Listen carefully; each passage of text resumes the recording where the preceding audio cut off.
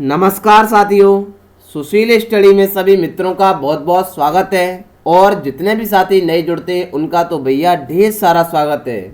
मेरे प्यारे मित्रों, आज है 10 दिसंबर 2020। 10 दिसंबर 2020 से जितने भी महत्वपूर्ण सवाल बनेंगे परीक्षा के पॉइंट ऑफ व्यू से, जो भी अतिरिक्त जानकारी बनेगी ना साहब, अच्छे से डिस्कस कर लेंगे।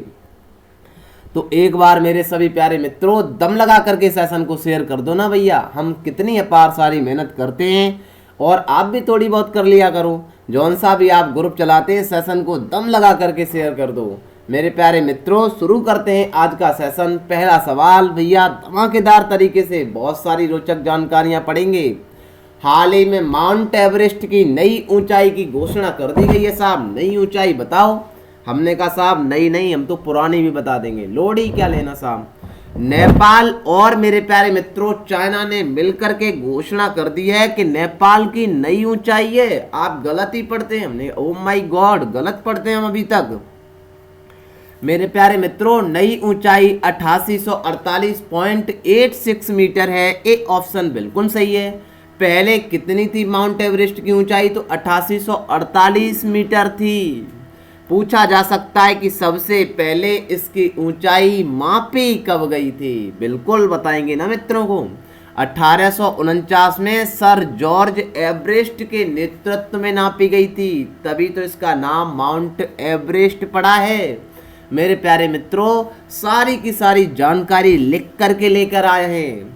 परीक्षा के पॉइंट ऑफ व्यू से क्या क्या बन सकता है साहब। पूछा जा सकता है कि बताइए माउंट एवरेस्ट किस प्रकार का पर्वत है? भैया ब्लॉक पर्वत है, वो सॉरी फोल्ड माउंटेन है। बताएंगे मेरे प्यारे मित्रों, सारे के सारे तरीके से समझाएंगे, सिलसिलेवार चर्चा कर लेंगे। आइए मेरे प्यारे मित्रों शुरू करते हैं। पर्वत के प्रकार हैं साहब। पहला है बलित पर्वत, दूसरा है ब्लॉक पर्वत, तीसरा है ज्वालामुखी पर्वत, चौथा है साहब अवशिष्ट पर्वत। मित्रों के सवाल बनने लगा, उदाहरण से बताएं। हमने कहा बलित पर्वत की बात करें ना, फोल्ड माउंटेन तो माउंट एवरेस्ट है। ब्लॉक पर्वत की बात करें मेरे प्यारे मित्रों तो याद कर लेना, ये तो गजब की बात है। सतपुड़ा का पर्वत नहीं पढ़ा है आपने? गजब की बात है। ये विंध्याचल, सतपुड़ा, ये सब ब्लॉक पर्वत है। ज्वालामुखी पर्वत भी आपने पढ़े होंगे। अवशिष्ट पर्वत मेरे प्यारे मित्रों, जो अरावली का पर्वत है, ये अवशिष्ट पर्वत का बहुत सारा अच्छा उदाहरण है। चर्चा कर रहे हैं ना। भारत के पर्वत की बात करें तो 29.3% पर तो भैया पर्वत ही है इंडिया की जमीन पर। मेरे प्यारे मित्रों देखिए मैप पर, जिस जगह पर ग्रीन ग्रीन कर रखा है ना साहब, उस जगह तो पर्वत ही पाए जाते हैं। भारत के पर्वतों को दो प्रकार से बांट करके पढ़ सकते हैं मेरे प्यारे मित्रों। एक तो उत्तरी पर्वत श्रृंखला, दूसरी मध्य एवं दक्षिण भारत की पर्वत श्रृंखला। उत्तरी पर्वत श्रृंखला आज पढ़ा देते हैं, दक्षिण वाली साहब कल परसों पढ़ा देंगे। जब भी आएगी तब चर्चा कर लेंगे। भारत के उत्तरी सीमा पर स्थित हिमालय पर्वत युवा है साहब, एवं विश्व का नया मोड़दार पर्वत है। हिमालय पर्वत श्रेणी को दो भागों में बांटा जाता है, आयु और नदियों के आधार पर। आयु के आधार पर बृहद हिमालय, लघु हिमालय, शिवालिक हिमालय। बृहद हिमालय की चर्चा करें मेरे प्यारे मित्रों, देखिए आयु के आधार पर भी पढ़ाएंगे और आपको नदियों के आधार पर भी पढ़ाएंगे। आयु के आधार पर 3 हो गई साहब। फोटो में तो देखिए कितना सुंदर फोटो आपके लिए लेकर के आए।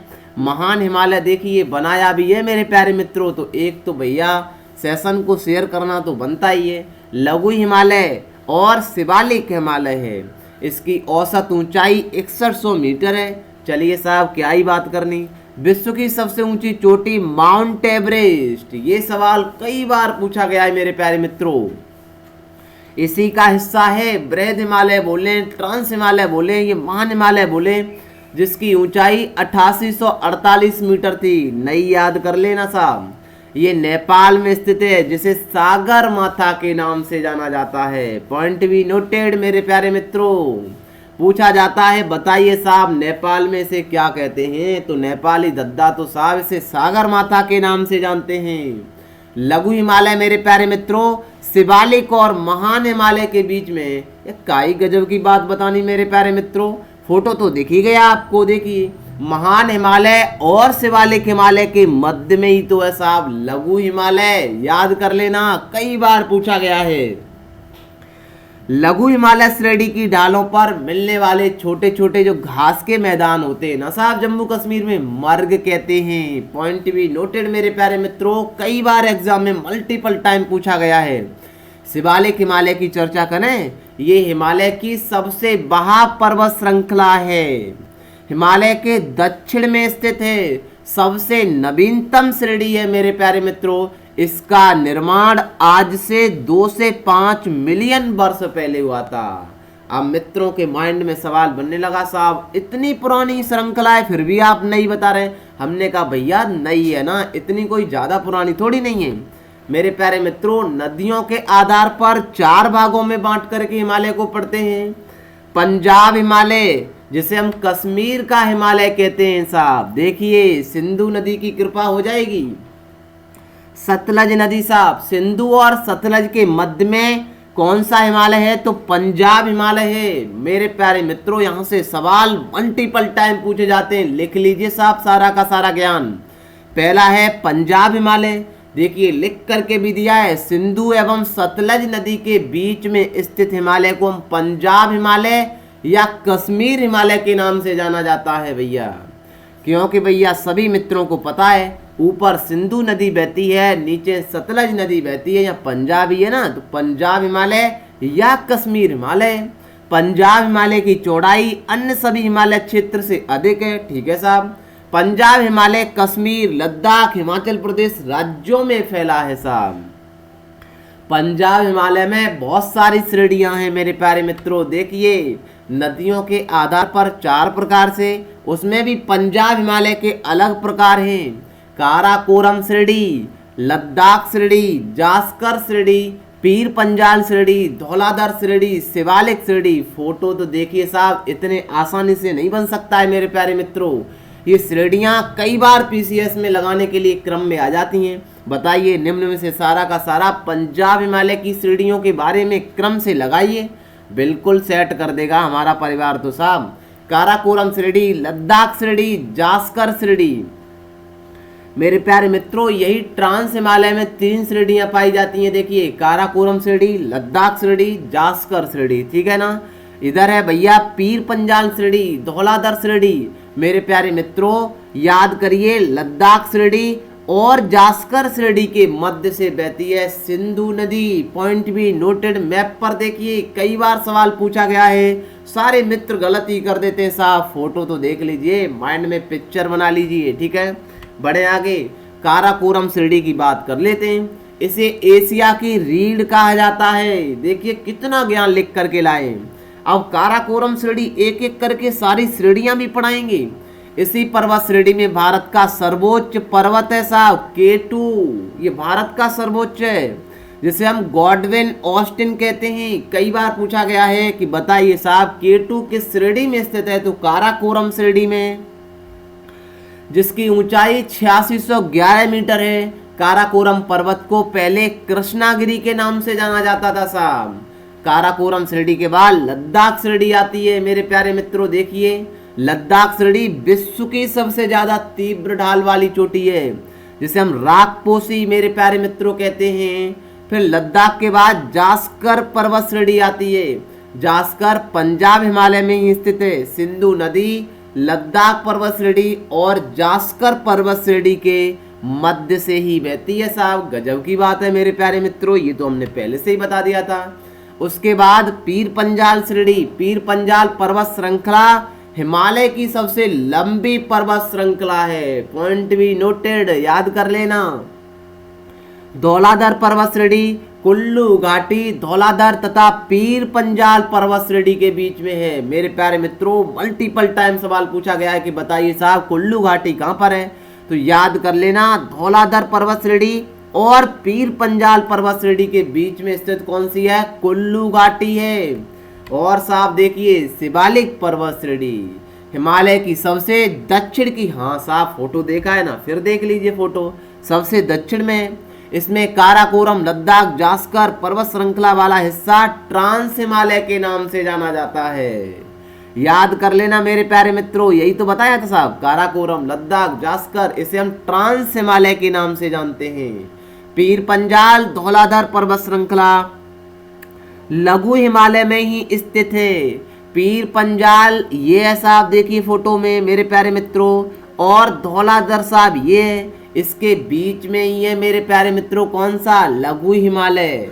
इसी पंजाब हिमालय में जाफरन की खेती होती है साहब। जाफरन के फूल से ही केसर को प्राप्त किया जाता है। कितनी जानकारी है मेरे प्यारे मित्रों। पंजाब हिमालय के बाद साहब सतलज नदी और काली नदी के बीच में बहता है हमारा वो वाला पर्वत है कुमायूं हिमालय। कुमायूं हिमालय को ही गढ़वाल हिमालय के नाम से जानते हैं, सबको ही पता है। बताइए, यहाँ पर ये नेपाल की सीमा लगी है, नेपाल के पास से ही तो काली नदी का विवाद चलता है, तो सतलज ऊपर है। सतलज और काली के बीच का हिमालय कुमायूं हिमालय, सिंधु और सतलज के बीच का हिमालय पंजाब हिमालय। पंजाब हिमालय की बहुत सारी श्रेणियां हैं साहब। सतलज नदी और काली नदी के बीच 320 किलोमीटर लंबा हिमालयी क्षेत्र कुमायूं हिमालय के नाम से जाना जाता है। बताइए साहब, कितनी जानकारी लेकर के आए। ये हिमालयी क्षेत्र उत्तराखंड में फैला है, दिख गया ना फोटो में। कुमायूं हिमालय की सबसे ऊंची चोटी नंदा देवी है। मेरे प्यारे मित्रों, याद कर लेना, इतनी बार सवाल पूछा गया है ना साहब, बता ही नहीं सकते। पूछा गया था कि भैया बताइए नंदा देवी किस हिमालय का भाग है, तो हमारे सभी मित्रों ने आंसर तो दे ही देंगे, कुमायूं हिमालय का है। गजब की बात कर दी साहब। बद्रीनाथ, केदारनाथ, गंगोत्री, यमुनोत्री सब पड़ा है, इसी हिमालय श्रेणी का हिस्सा है साहब। गंगा, यमुना, रामगंगा नदियों का भी उद्गम कुमायूं हिमालय से होता है। फिर बात कर लें नेपाल हिमालय की, नदियों के आधार पर चल रहा है ना हिमालय। काली नदी और तीस्ता नदी, बताइए किनको नहीं पता है। सुना सुना तो लग रहा है साहब, तीस्ता नदी बिल्कुल सुना सुना सा लग रहा है। पश्चिम बंगाल की चोटी कहते हैं ना साहब सिक्किम, वहां से बहती है। मेरे प्यारे मित्रों, कितना अच्छा सा दृश्य फोटो पर दिखा रहा हूं साहब, देखिए। काली नदी और तीस्ता नदी के बीच वाला 800 किलोमीटर का हिमालय क्षेत्र नेपाल हिमालय के नाम से जाना जाता है साहब। ये कुमायूं हिमालय की अपेक्षा अधिक ऊंचा है। इस हिमालय की सर्वोच्च चोटी है माउंट एवरेस्ट। याद करिए साहब, इसी हिमालय क्षेत्र में धौलागिरी, अन्नापूर्णा, मुकालू, कंचनजंगा सभी चोटियां स्थित हैं। कंचनजंगा भारत की दूसरी सबसे ऊंची चोटी है। पहली कौन सी थी? K2 थी साहब, माउंट एवरेस्ट अपनी नहीं है, K2 थी मेरे प्यारे मित्रों। दूसरी कौन सी है? कंचनजंगा है। पॉइंट भी नोटेड मेरे प्यारे मित्रों, जिसका विस्तार भारत के सिक्किम और नेपाल में। असम हिमालय की बात करें साहब, तीस्ता नदी से लेकर के ब्रह्मपुत्र नदी के बीच में फैला है कौन सा हिमालय? असम हिमालय। ये हिमालय सिक्किम, अरुणाचल प्रदेश और असम राज्यों में फैला है। हिमालय से निकलने वाली नदियां सतत वाहिनी होती हैं। बिल्कुल होती हैं साहब, हमेशा नीर बहता ही रहता है ना, ग्लेशियर पिघलते रहते हैं। नदियों का स्रोत ग्लेशियर होते हैं, जिसे पिघलने के चलते नदियां हमेशा बहती रहती हैं। कौन कौन से हिमालय पढ़ लिए मेरे प्यारे मित्रों, एक बार रिकॉल करिए। आयु के आधार पर 3 हिमालय पढ़े थे हमने, महान हिमालय या बृहद हिमालय, फिर हमने लघु हिमालय, फिर शिवालिक हिमालय। भैया फिर नदियों के आधार पर हिमालय पढ़े थे, पंजाब हिमालय और कुमायूं हिमालय। ये सिंधु सतलज के बीच, सतलज काली के बीच, काली और तीस्ता के बीच नेपाल हिमालय, तीस्ता और ब्रह्मपुत्र के बीच वाला असम का हिमालय है साहब। लीजिए साहब, कितनी जानकारी दे दी मेरे प्यारे मित्रों। भैया टेलीग्राम पर तो PDF के माध्यम से शेयर करेंगे सारा का सारा कंटेंट। बढ़े आगे। हाल ही में अमेरिका के पहले अश्वेत रक्षा मंत्री किसे चुना गया है? बहुत महत्वपूर्ण सवाल है मेरे प्यारे मित्रों। चलिए साहब, अमेरिका की यात्रा पर चलेंगे। लॉयड ऑस्टिन को मेरे प्यारे मित्रों चुना गया है। पहले तो ये सेना में रह चुके हैं। इनको साहब जोए बिडेन की जो अभी सरकार बनने जा रही है ना, उन्होंने अपना रक्षा मंत्री नियुक्त कर लिया है। बहुत महत्वपूर्ण सवाल है। जॉर्ज फ्लॉयड तो सुना सुना सा लग रहा है, इनके बारे में तो साहब अमेरिका सुर्खियां बहुत सारी बटोरा था। मेरे प्यारे मित्रों, चलिए अमेरिका घुमा देते हैं, क्योंकि सेशन फिर लंबा ही हो जाएगा। अमेरिका में 50 राज्य हैं मेरे प्यारे मित्रों। 49 राज्य तो इस जगह पर है। एक जो राज्य साहब अलास्का वाला है, याद करिए मेरे प्यारे मित्रों, ये अलास्का वाला है, इधर एक बेरिंग संधि है। बेरिंग संधि रसिया से अमेरिका को अलग करती है। ऊपर मेरे प्यारे मित्रों यहाँ चुचुकी सी है और इधर ब्यूफोर्ट सी है, नीचे गल्फ ऑफ अलास्का है। यही तो मेरे प्यारे मित्रों उत्तरी अमेरिका में रॉकी पर्वत है, याद कर लेना साहब। यहीं पर अलास्का में कहते नहीं है साहब मैकिंजे सबसे ऊंची चोटी बताते हैं अमेरिका की। सुना सुना तो लग रहा है मैकिंजे के बारे में, बिल्कुल मल्टीपल टाइम सुना है साहब, ठीक है ना। अमेरिका में अभी नई सरकार साहब जो बिडेन की बनने जा रही है, कमला हैरिस उपराष्ट्रपति हैं। ये बहुत सारी जानकारी अतिरिक्त रूप से मित्रों को बता दी। हाल ही में केंद्र सरकार ने किन 2 राज्यों में 2 नए चिड़ियाघरों को मान्यता प्रदान कर दी।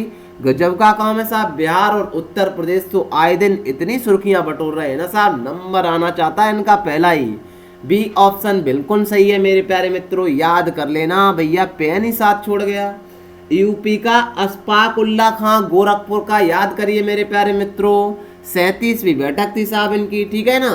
उसमें कह दिया कि साहब अशफाक उल्ला खां गोरखपुर को हम मान्यता दे देते हैं, बिहार का राजगीर जो नालंदा में स्थित है उसे मान्यता दे देते हैं। चिड़ियाघर है साहब, घूमने चलेंगे, सपना पूरा कर लीजिए। बी ऑप्शन बिल्कुल सही है मेरे प्यारे मित्रों, ठीक है ना।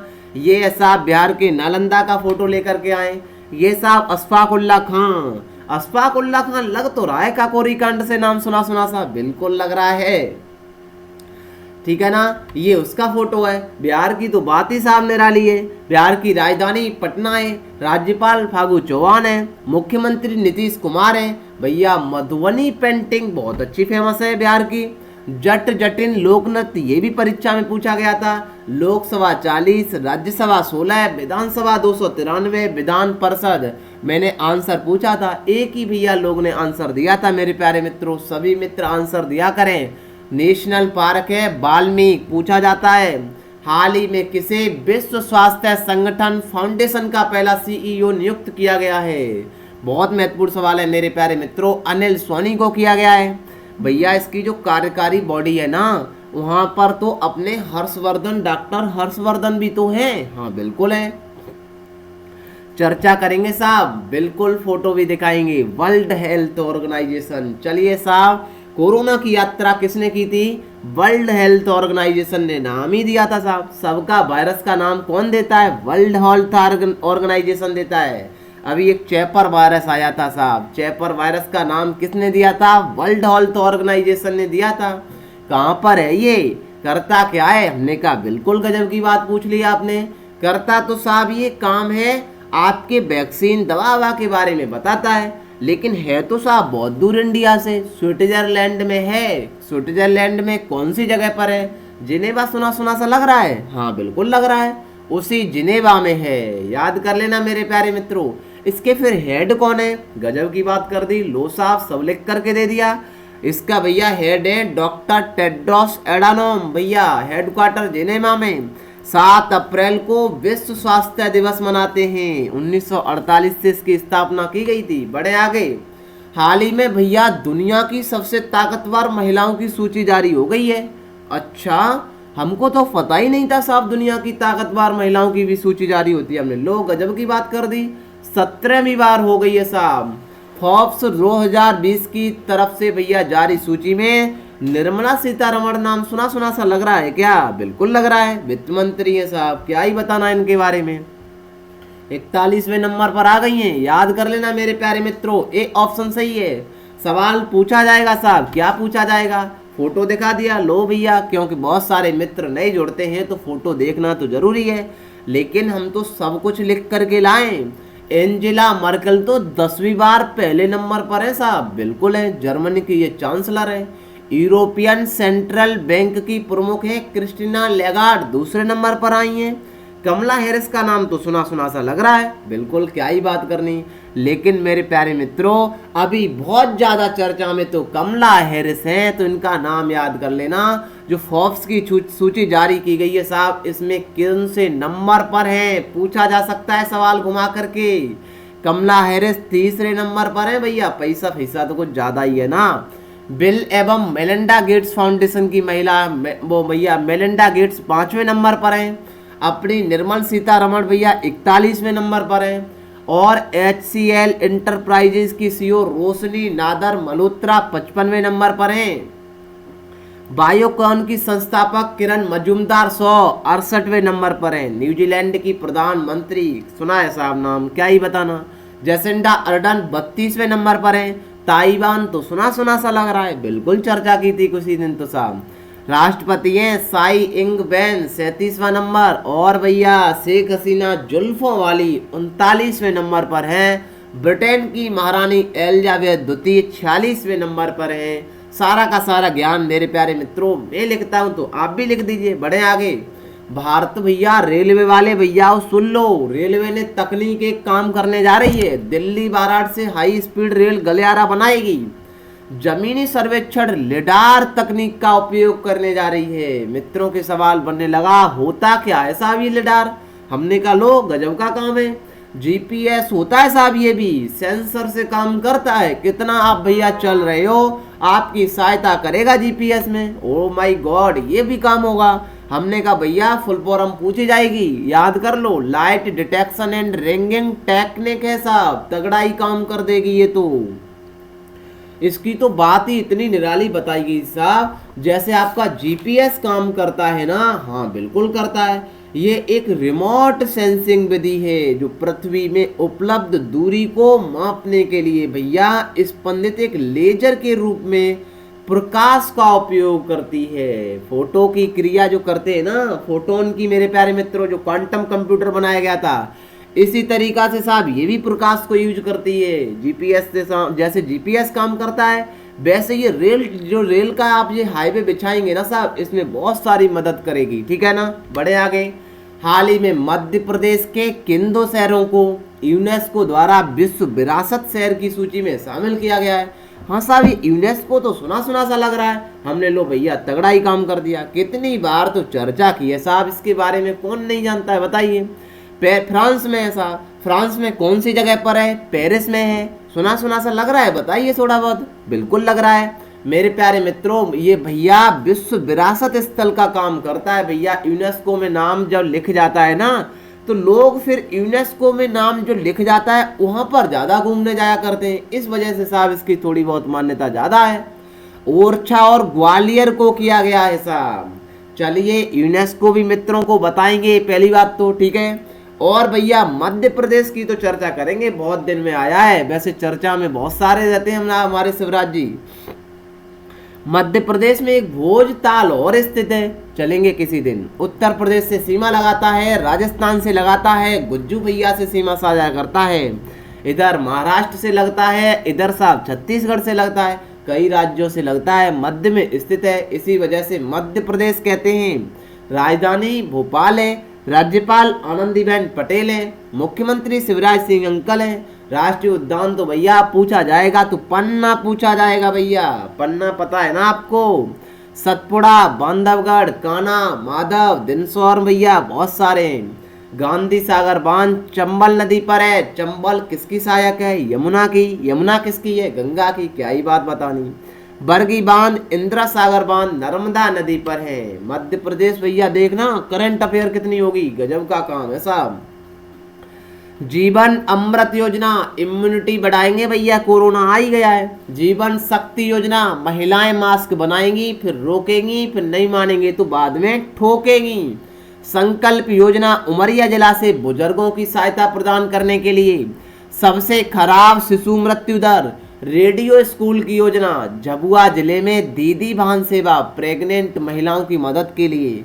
पुलिस के लिए करमवीर पुरस्कार दिया जाएगा साहब, अच्छा काम करेंगे तो पुरस्कार दे देंगे। भारत का पहला राज्य है जहाँ कोरोना के बाद मिड डे मील हुआ था। चप्पल जूता तो साहब मध्य प्रदेश ने बांटे थे कोरोना में। मुख्यमंत्री जन कल्याण संबल योजना फिर से शुरू कर दी गई थी। किल कोरोना चलाया गया था, हमारा घर हमारा विद्यालय। रोको भैया और टोको, नहीं माने तो बाद में ठोको अभियान भी चला देंगे। नो ही टेंशन साहब, कोई टेंशन लेनी नहीं है।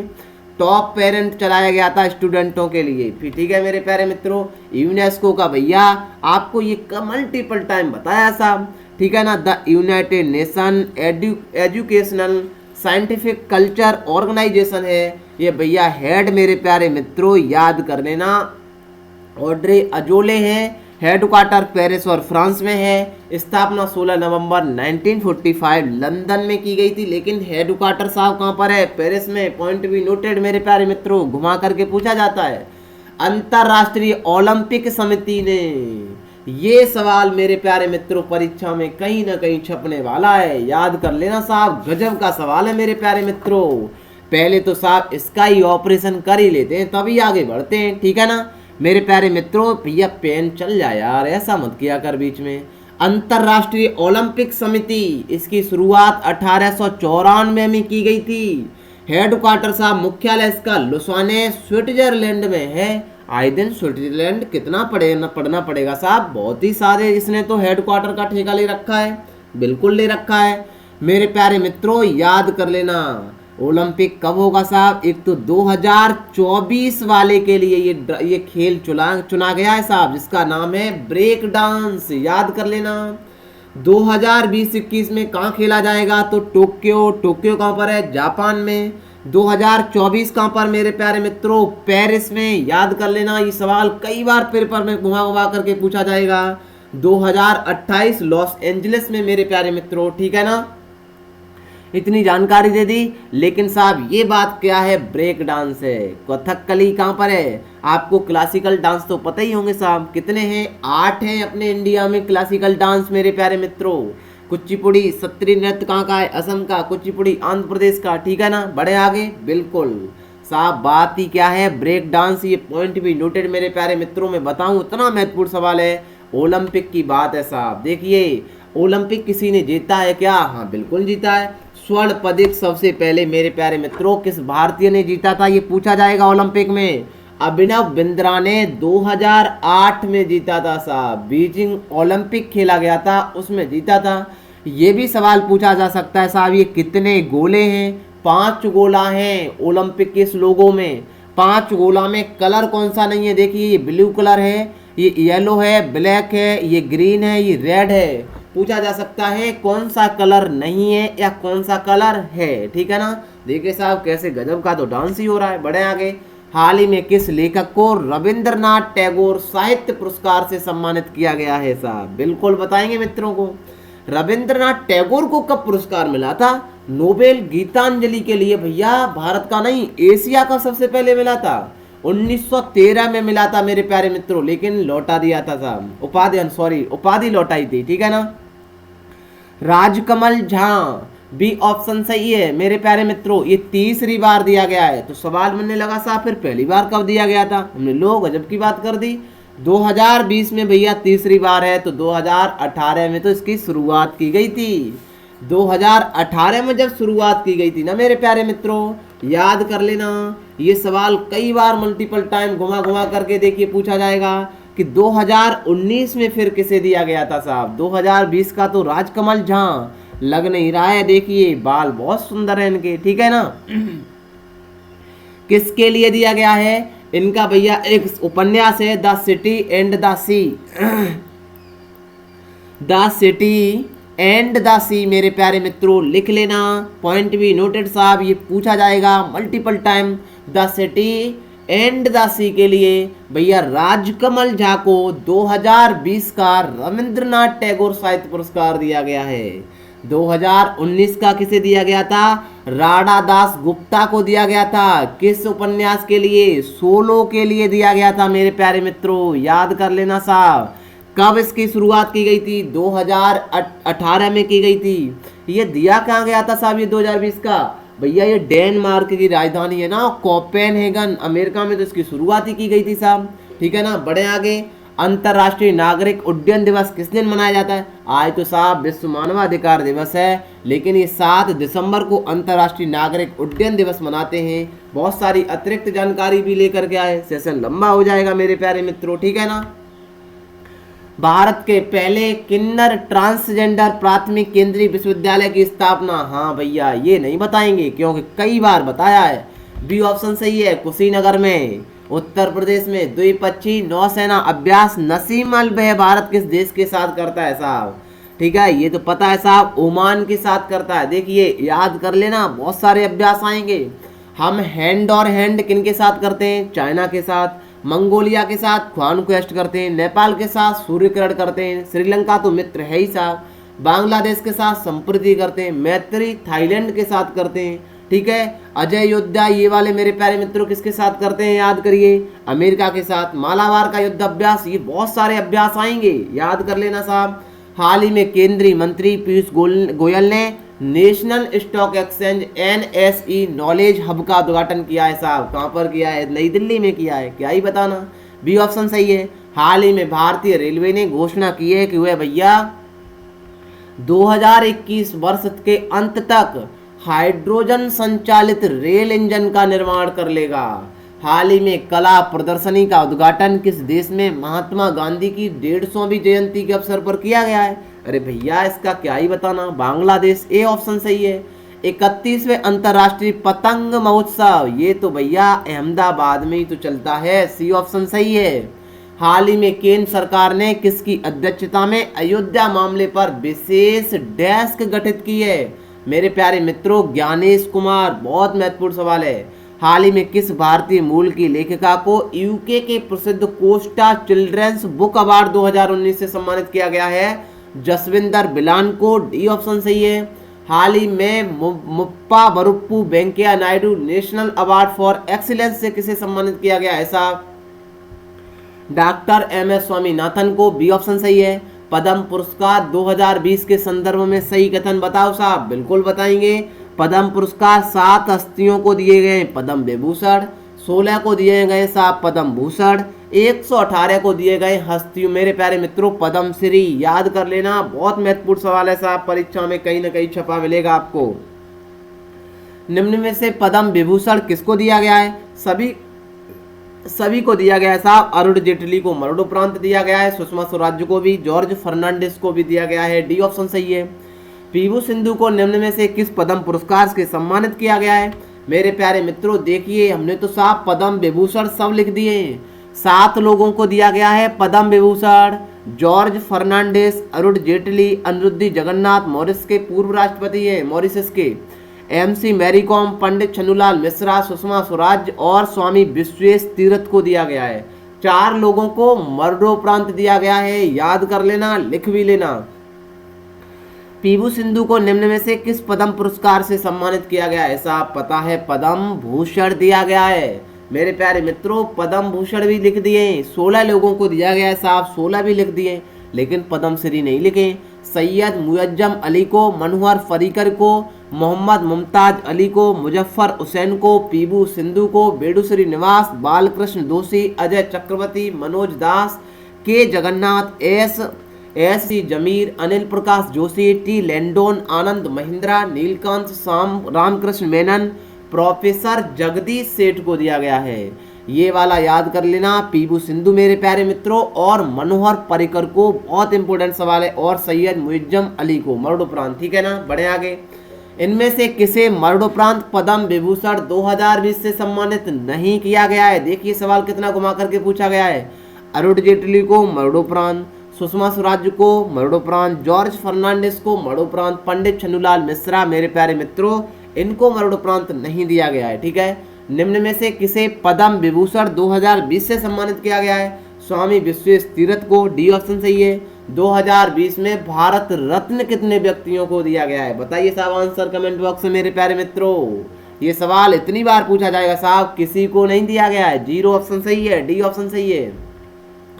दिसंबर के प्रमुख दिवस की बात करें तो 1 दिसंबर को विश्व एड्स दिवस, 2 दिसंबर को विश्व कंप्यूटर साक्षरता दिवस, 3 दिसंबर को विश्व विकलांग दिवस, 4 दिसंबर को भारतीय नौसेना दिवस, 7 दिसंबर को अंतर्राष्ट्रीय नागरिक उड्डयन दिवस, 10 दिसंबर को विश्व मानवाधिकार दिवस मनाते हैं। कल पढ़ा देंगे साहब इसके बारे में। ठीक है ना मेरे प्यारे मित्रों, ये कैसा लगा सेशन कमेंट बॉक्स में जरूर बता देना साहब, और दम लगा करके सेशन को शेयर कर दो। देखिए मेरा अब प्रयास है, आज देखिए 7 बजे तक ये सेशन हो चुका है मेरे प्यारे मित्रों। ठीक है, कल मैं ये वायदा करता हूँ कि भैया राइट टाइम 6 बजे आएगा, क्योंकि साहब पहले इतना लेट होता है ना, तो धीमे धीमे तो ये काम बनेगा ना, बिल्कुल बनेगा।